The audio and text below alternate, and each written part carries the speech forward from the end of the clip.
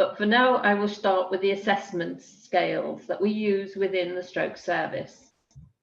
We all know FAST, yeah. What does it stand for? Face, can they smile? Is it equal? Arm, can they raise both? Are they equal? Is one going down? Was one lift and then drop? Speech, can they speak? Are they making sense? Is it slurred? And if any of these signs are there, it's time to get help fast, because it's all about time is brain. Yeah. So it's important that you teach this, not just to your staff, but to everybody in the community. This is the start point, because if the community doesn't recognize when a patient's having a stroke, they're never going to get into you to be able to do anything about it in the hospital. So we start with a TIA. So what is a TIA? Transient ischemic attack. It's caused by artery-to-artery emboli, and it can be a plaque or it can be cardioembolic. So it can come from the neck or it can come from the heart. But because it's temporary, it's only there for a while. So it goes very quickly and it can last only for a few minutes, and there is full resolution. If it goes, but the arm is still weak, then that is not a TIA. It has to be full resolution. It has to go back to completely normal, which means that what you're having to look at is the history. You have to base your diagnosis on the history.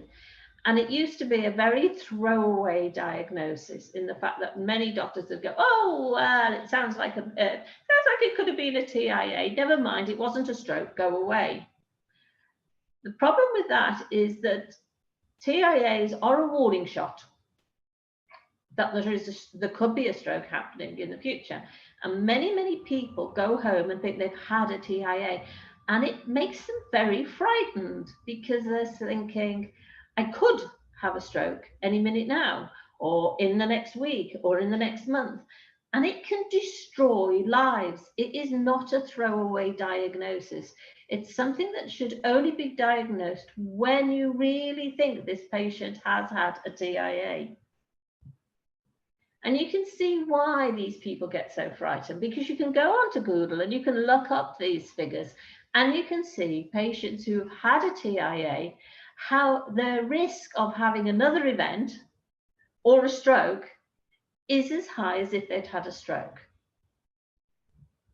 So we look at something called the ABCD2 score, which is a risk calculator that was formed in Oxford, and it's been well tested and in thousands and thousands of people.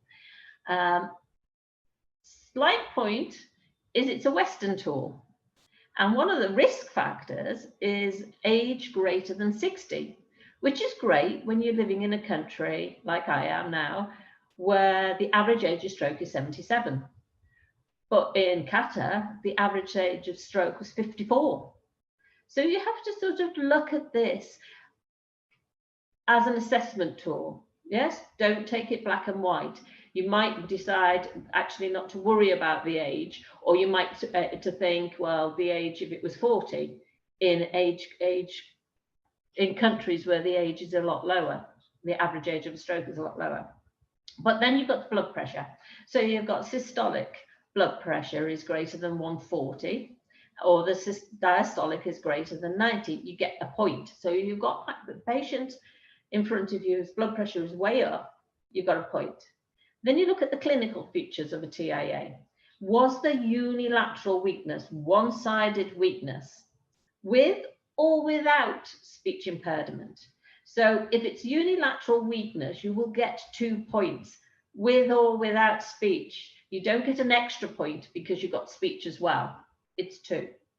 And speech impairment without unilateral weakness, you get 1. Any other features, you get 0. And then duration. Did the TIA last longer than 60 minutes? Is a 2. If a TIA is lasting longer than 60 minutes, you will often find evidence of a stroke on an MRI. So, you know, you're looking in that area.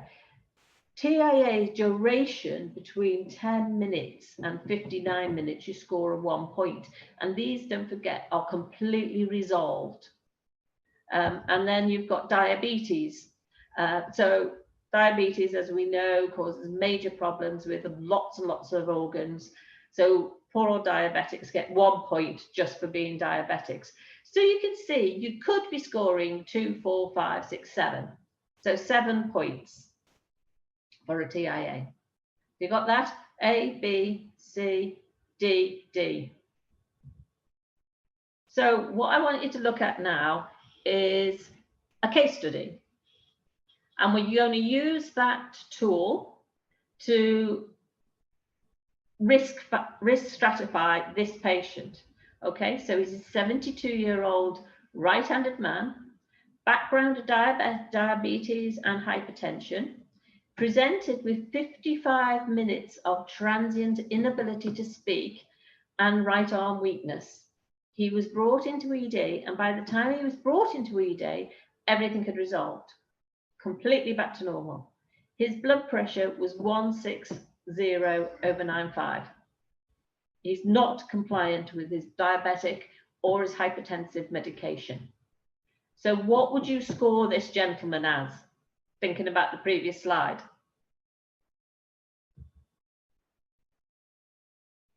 Ahmed, can you just give me a range of figures if they've put it in?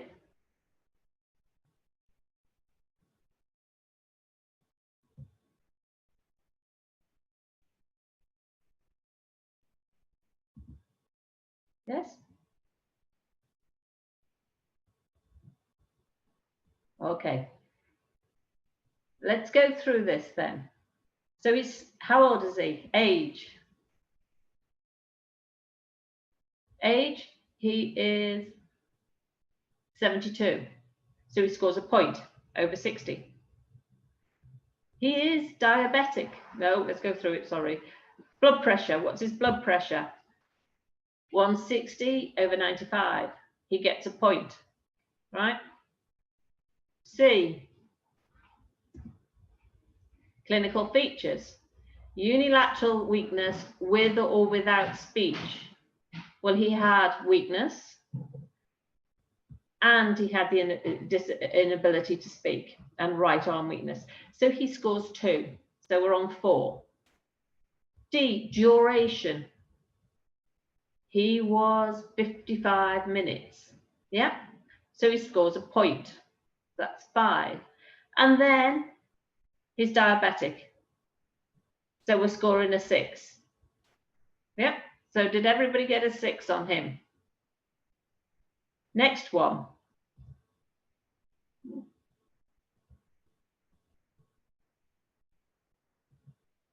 56-year-old lady, previously fit and well, no known chronic medical conditions, came into ED department with a 10-minute history of not being able to speak.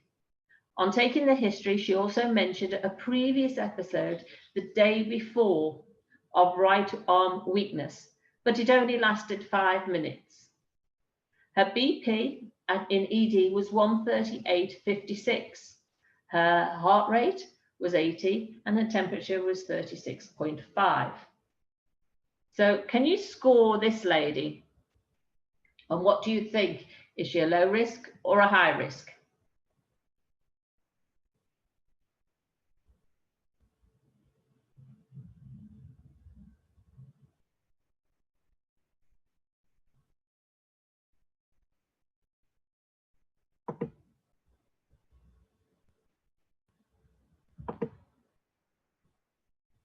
Okay, so let's go through it again. Now look at this lady, because she's quite interesting. She's actually had 2 episodes, hasn't she? So she came in, and we'll take the first one. So she came into the ED department. She's still 56, whatever. So age, she doesn't score anything, 0. Okay. Blood pressure. And we'll say, for argument's sake, it's the same first time and the second time. So it's 138, she scores nothing. Okay, 0. So then you're looking at C, right? So what are you looking for here? Let me see if it goes through. There you go, that's easier. So what you're looking for is clinical features. And the first time you're looking at, she's not able to speak. So she would score a 1, okay? And it lasted for 10 minutes. So if you were generous, you'd say 2. She's not diabetic. So you would say she was scoring a 2. But she had an episode the day before. She's still 56, so it was a 0. Her blood pressure is still low, so it's 0. Her clinical features was right arm weakness, so she would score a 2. Her duration lasted 5 minutes, so she'd get nothing. And she's still not diabetic, so it's not. So each episode on their own would only score a 2, which is low. But would you consider her to be low or high risk? I would consider her to be high risk because she has now had 2 significant episodes, one day after another, which means there is something going on in those arteries. And if we don't deal with it and find out the cause of it, the next one she has could well be a stroke, a clot in the artery that doesn't move on. And she could end up with significant damage at 56 years old. So she would be a very high risk patient. If she turned in ED, I would not be sending her home from ED. I would be admitting her and investigating her very quickly. I'd want to know what her arteries were doing. I'd want to know what her heart was doing before we'll ever let her home. Okay. So case 3. 45-year-old female, no chronic medication, presented with a history of a sudden loss of consciousness for a few seconds. Previously, similar episode 3 years ago, and was told it was a TIA. Her blood pressure is 135/70, and her random blood sugar was 5.6. So, fine. So what do you think with this one?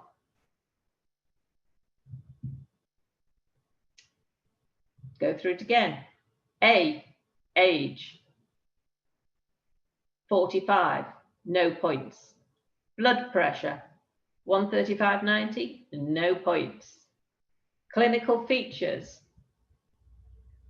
She presented with a sudden loss of consciousness for a few seconds. Sudden loss of consciousness, no weakness, no speech development, 0. Duration, a few seconds, 0. Diabetes, 0. Yeah? So she would have scored a 0. In fact, would you say this was even likely to be a TIA? And should she have even been referred to the TIA clinic? I mean, a sudden loss of consciousness. There are very few strokes I've ever come across who completely lose consciousness and then get up and walk in 3 minutes. Doesn't happen. It's more likely this is either cardiac or a faint, simple vasovagal attack. But here again, she's been told that 3 years ago, because of an event like this, it might have been a TIA. And therefore, she has the worry that this time it could be the stroke. Yeah.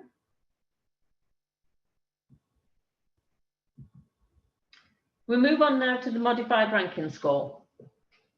This is a good way of defining how the severity of the stroke is. And one of the reasons we do modified Rankin scores is because it is international. And if you learn how to do it properly, you can then judge yourself and your centre against any other centre in the world that does the modified Rankin score. And then you can see how better your patients get from rehabilitation, or if what your service is doing has no effect on the outcome of a patient at all. So you would want to know if a patient had come in and was severe in a stroke, that the severity of the stroke had improved. Yes? So it's very simple. It's a scoring system from 0 to 6. 0 is completely normal, completely fine. 6 is dead. So basically, you only have to worry about the 5 in between. So 1 is no significant disabilities, can carry out all usual tasks. Yeah. No significant.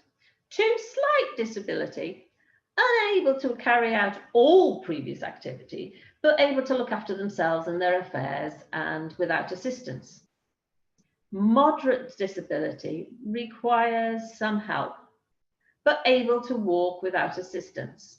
And those are the categories you want your patients to get back into, because after that, it becomes more and more disabled. And we know stroke causes the second-rate disability in the world in adults. So it's no use coming with new techniques and new treatments that are going to stop people dying, but just put them into the bedridden zone or the severely disabled zone. So everything, all the drugs and everything else and the research is all geared to getting their patients back into the 1, 2, 3 category, where they may require some help, but they're able to walk and they're able to function, and life is worth living. 4, moderate severely disability, unable to walk without assistance, right? Unable to attend to their own bodily needs without assistance. And 5 is severely disabled. So they are bedridden, incontinent, requiring constant nursing care and attention. And that, for a lot of people, is actually worse than death. So, you know, as I say, we want to get them into the 1, 2, 3, well, 0 to 3 range.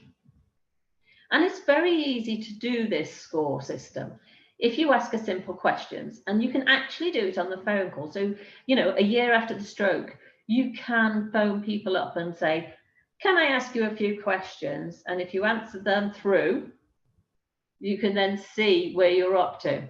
So could you live alone without help from any person? This means being able to bathe, use the toilet, shop, prepare all meals, cook, and manage your own financial assistance. Okay. So if it's yes, you're going down the less severe disabled route. So can you do everything that you were doing before, right before a stroke, even if it's slower and not quite as much? If it's yes, you go down this column. If you know, it's a 2. So if it's yes, you go down this column. And are you completely back to the way you were right before your stroke? If it's a no, it's 1. If it's a yes, it's 0. So that's the simple ones. That's getting you into the good group, yeah? If you go back and you say, no, I can't live alone, I can't manage everything, it's a no, then you go down the other route. Can you walk from one room to another without the help of another person? If it's a yes, it's 3.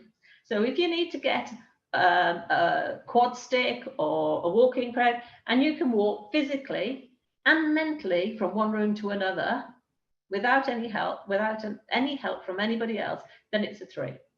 If you can't, it's a no. And then it's dividing it between 4 and 5.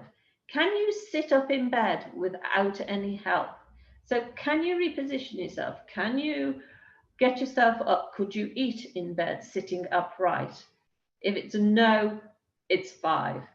If it's a yes, it's 4. You got that one?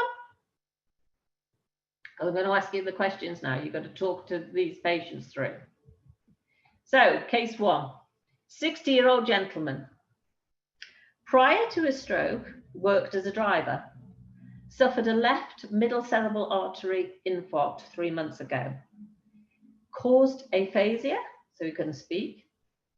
Right arm and right leg weakness. Initially, his NIHSS was 5, which is another scale that I'll show you later. Transferred to rehab, his modified Rankin score of 4. Now, what did we say about 4? We said a 4, he could sit up in bed without any help, but that was it. He couldn't walk unaided. No? Now, limited speech, sensation loss on his right side, still weak on the right side, his NIHS 7, but he's able to walk with a stick. So what do you think his modified Rankin score is now? Yeah?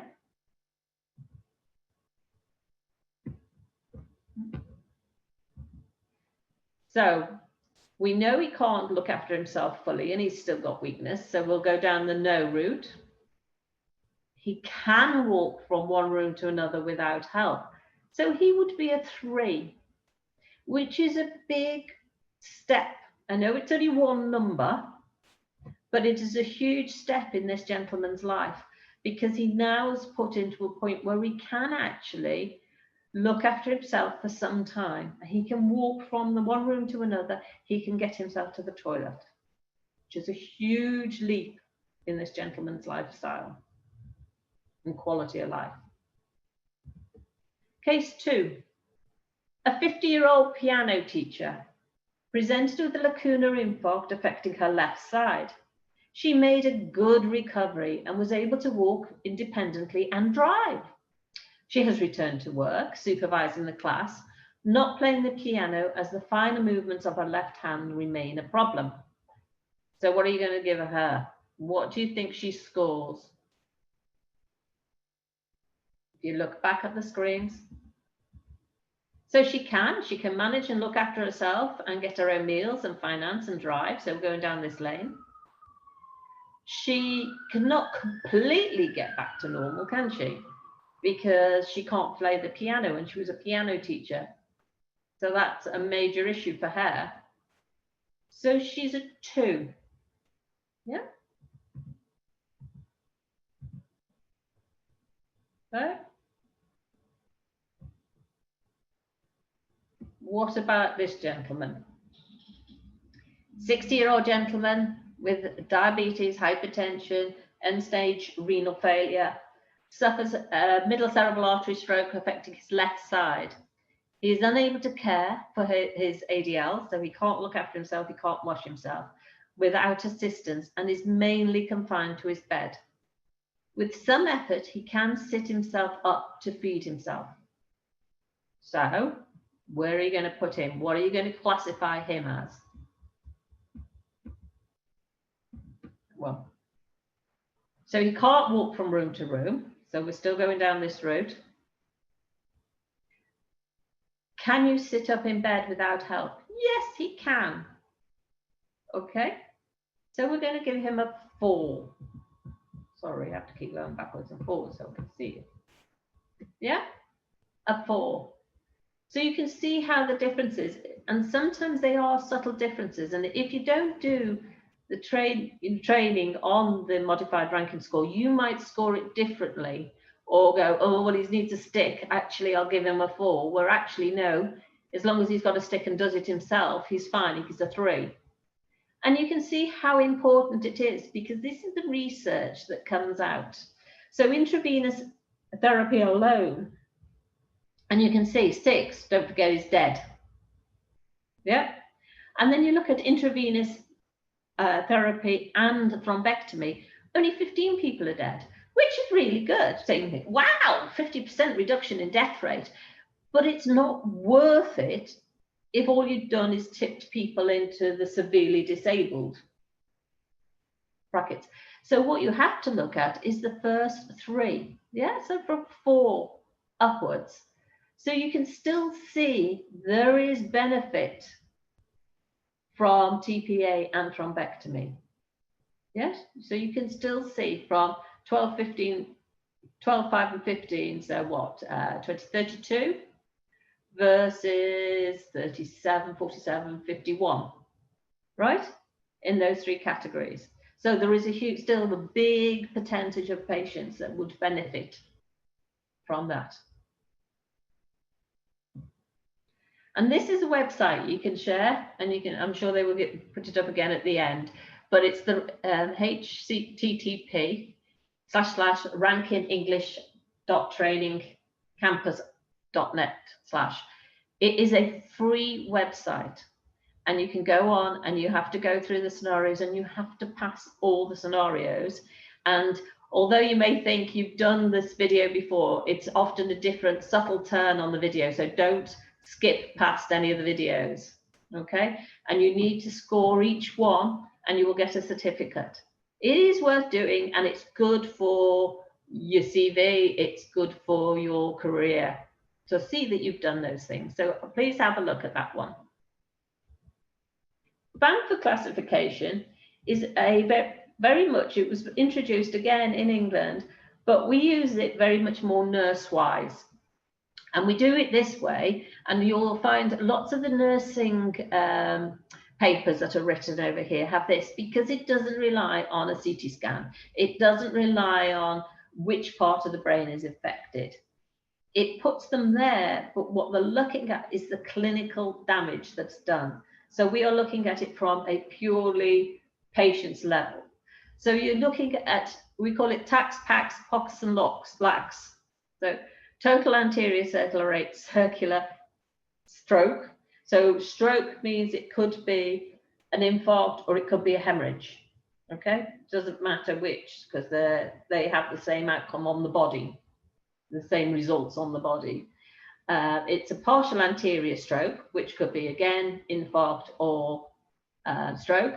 You've got a posterior circulatory stroke, and you've got a lacunar syndrome. Yeah. So it depends on what you've got, and there's three things you're looking for. So a total anterior circulation, you will have, because you're talking about the whole side of that brain. So you're looking at unilateral weakness, okay? You're looking at homogeneous hemianopia, and you're looking at higher cerebral dysfunction, which is the dysphasias, aphasias, visual perception sort of thing. If a patient scores 3 of 3, they're a TACI. If you then get a CT scan, it says, oh, it's an infarct, you can say TACI. If it comes back as a bleed, it's TAC with a H on the end, okay? For a partial anterior circulation, there should be 2 or 3. So do they have weakness and homogeneous hemianopia, or weakness and speech difficulties? 2 out of 3. Posterior is a little bit more because it's cerebral, so you could get loss of consciousness, you could get isolated homogeneous hemianopia, so you get slightly imbalance, those kind of things. And then you've got lacunas, and the lacunas can vary, but they're pure sensory stroke. They can be ataxic hemiparesis. So it's where, depending on where the lacuna affects, you'll get the different results. And the important thing of that is you don't have to, especially from nurses, and it doesn't stop you writing. It's a really good way, because nobody's going to say, oh, well, can they do a CT scan? Can they interpret a CT scan? We're looking at it from a patient's point of view, and we're looking at it at outcomes. And if the patient has an arm and leg that is dysfunctioning, then you can put them into the categories, and you can see that the research that's been done is prognosis at 1 year. So like the total anterior circulation, 60% die, yes? And only 5% are actually independent. This is without treatment. So, and then recurrent in 1 year, 5% will have another. 35% are dependent. And it goes that way. 15% die of partial anterior circulation. 55 can get back to independence. So these are the moderate ones in the middle that are really, really worth the effort to rehabilitate them. And then you've got the lacunas. Only 10% die, but 10% do have a recurrence in a year, and only 60%, not all of them, get back to complete normality. And again with the POCIs, 50% get back. So it's worth looking at, and it's one of those tools I would suggest for nurses to really look at if you want to do papers and you want to write about stroke patients and your outcome details. It's a good one. The National Institute of Health Stroke Scales. This is the NIHSS that we talk about, and it's really good to have a common language. And anybody working in stroke and caring for stroke patients really should have the certificate to be able to do this one. And again, I would say a certificate because you need to be able to score it and know that what you're scoring is exactly the same method of scoring as the person in America doing it as well on a different patient, because then you can compare your kind of patients to their kind of patients. And this goes for doctors as well, that if they're going to do an NIHSS, they need to have done the training, because some of them are very subtle and you need to know what you're doing. So nurses, physios, OTs, speech and language, the A&E department, the doctors, or anybody who wants to can go online and do the training. It is a video, it does go through, it takes about 3 hours, and then there is a test, and you have to get 85% or more to pass the test. And you have to do it each year to stay abreast of it and to make sure that you haven't allowed your knowledge to slip. Yeah? So that's what I've been talking about. And this is it. This is it that goes through 0 to 45. Now, when you know it and you know it really well, when your stroke comes through that front door and you're concerned about door-to-needle times and getting the patients, you know it well enough to go, oh, facial palsy at a glance. Down the corridor, you can see facial palsy, left-sided weakness, over to one side. And you get up to them and speak their first few words, you know whether they've got ataxia. Once you've got that, so you can score them very quickly on a number of issues. And then you'll be going like, okay, no movement in the arm, no movement to the leg, that's 8. That puts him in the category for thrombolysis. So you get to CT scan, you get going. Yes? When you have time afterwards, you look at it much more closely. And often people miss things like extinction neglect, where if you press one side, they can feel it. You press the other side, they say they can feel it. Press both together, and they can only feel one side. And people don't do it, and they don't do the visual ones very well as well. So you need to go through this carefully and at length to get it through. And this is the training site for this one. And again, it is free, and you can do it from anywhere in the world. And it is important that you do it. You'll get a certificate again, and it's good for your career as well. And it's good for talking, because I can say to a doctor, okay, we've got a new gentleman coming through the door. He's at 45 minutes from the onset of symptoms, and his NIH is 12.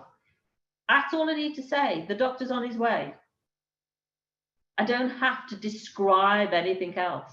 So it's a very good shorthand communication. Also, I can say this patient, when he arrived in, was scoring 15. We gave him thrombolysis, and at 2 hours, he was down to 11. The following day, he was down to 7. And people know what I'm talking about. Yeah? So it's a very good shorthand way of talking as well.